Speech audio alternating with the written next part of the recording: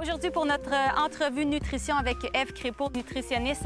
Ève, il y a des golfeurs qui jouent plusieurs rondes de golf dans une semaine, dans un mois. La récupération, elle est vraiment importante. Mais avant même de parler de récupération, comment se prépare une ronde de golf? Bien, il faut bien manger. Souvent, on va jouer plus souvent du temps le matin. Donc, le déjeuner va être la principale source alimentaire avant la ronde de golf.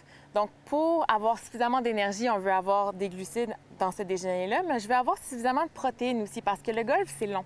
Donc, je veux pas avoir faim rapidement puis être déconcentrée par cette sensation de faim-là pendant que je joue. Donc, un déjeuner qui va contenir à la fois des glucides et des protéines, c'est quoi? Ça peut être, par exemple, des œufs, une omelette avec des tranches de pain, des fruits, par exemple. Il ne faut pas que ce soit trop lourd, par exemple. Faut pas que ce soit trop lourd. Une omelette avec du pain, tout ça, c'est pas trop lourd. C'est sûr que si je commence à manger les œufs, le bacon, les saucisses, là, ça c'est le déjeuner du dimanche à chaque jour, c'est peut-être pas la meilleure chose. C'est pas l'idéal. Il y a d'autres choix aussi. Je sais pas si tu connais le overnight oat. Non. C'est une nouvelle tendance qui est quand même très, très sympathique pour les sportifs parce que ça regroupe plein de choses intéressantes. Du gruau, des fruits, du yogourt grec, donc il va contenir un peu plus de protéines, du lait, je peux mettre n'importe quel fruit séché, des noix. Ça fait une espèce de belle boîte, mais qui est très, très nutritive puis que je peux manger facilement avant un match de golf, par exemple. L'après-golf, cette fois-ci, parce que comme on le disait au départ, une ronde, c'est 4 heures, sauf qu'on peut en jouer plusieurs dans une semaine, il faut récupérer. Qu'est-ce qu'on fait? Surtout quand j'ai des parties de golf un jour à la fois. Donc, vraiment, je vais en avoir un le lendemain. C'est important de, oui, récupérer, avoir une bonne source de glucides après mon entraînement, après ma partie pour récupérer ce que j'aurais perdu tout au long de la journée. Mais je dirais que la priorité, c'est l'hydratation. Surtout par les journées chaudes et humides, on se déshydrate, veut pas, pendant la partie.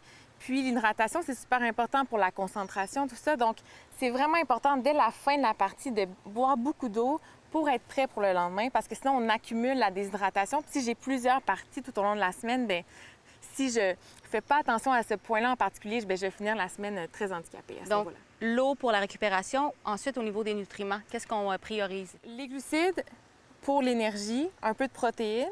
Et le sel. Le sel, si c'est des journées très chaudes et humides et si je transpire beaucoup, ça dépend de chaque personne, mais c'est important de récupérer ce sel-là. Donc, le repas post-partie de golf, par exemple, pourrait être un peu plus salé qu'à l'habitude. Donc, c'est pas grave de saler ou de prendre des aliments qui sont un peu plus salés, des bretzels, des trucs comme ça, de la sauce soya, justement parce que je perds un peu plus de sel et c'est important de le récupérer. Est-ce que c'est le cas aussi avant la ronde de golf? Est-ce que notre omelette du matin, elle peut être un peu plus salée parce qu'on risque de perdre de l'eau? Bien, elle pourrait être un peu plus salée, des fois pour inciter à boire plus d'eau. Ça pourrait pas être mauvais.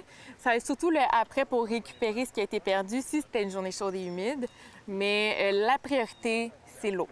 Boire au moins une bouteille d'eau par heure pendant que je fais mon match, ça, c'est le plus important. Et pour l'athlète de haut niveau, parce qu'on a des jeunes qui nous regardent ou même des golfeurs un peu plus aguerris, qu'est-ce qu'on peut ajouter à tout ça? Donc, l'alimentation, la nutrition, il y a peut-être un secret Ève Crépeau qu'on a besoin de savoir. Le secret n'est pas nutritionnel, mais j'ajouterais à ça le sommeil. Le sommeil est très important pour les performances sportives, puis souvent un peu négligé.